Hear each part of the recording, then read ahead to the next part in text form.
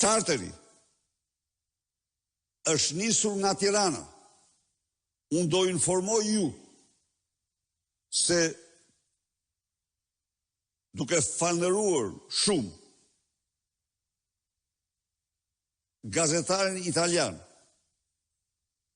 dhe antimafjen që i ka bërë të disponueshme regjistrimet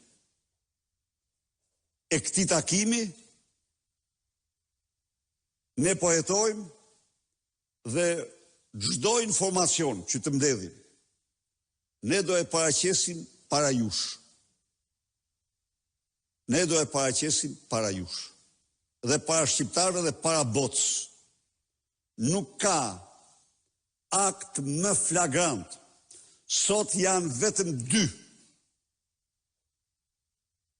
dy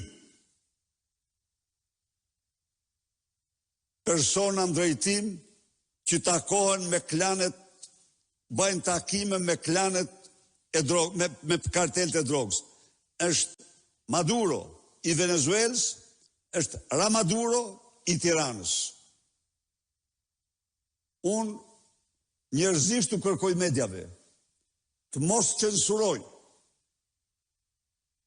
këtë skandal të përmasave botërore. Unë u them mediave të kontrolluara nga qeveria, që e kanë censuruar, se këto organizata me qendër në Aruba janë shpallur organizata terroriste. Dhe se Aruba, si bursa botërore e drogës dhe trafiqeve, ka si shareholder nërmë kryesort klanet a kartelet shqiptare të drogës.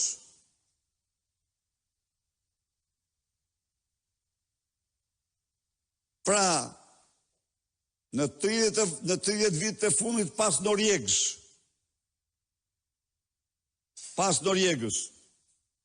tani janë 2 shefa ekzekutivi. Maduro në Venezuelë dhe Rama që shkon në strofullën e tij, jo në Venezuelë, pa Aruba është ngjitur në Venezuelë, në veri të Venezuelës. Dhe Aruba është kontroll të plot të klanave të Venezuelës.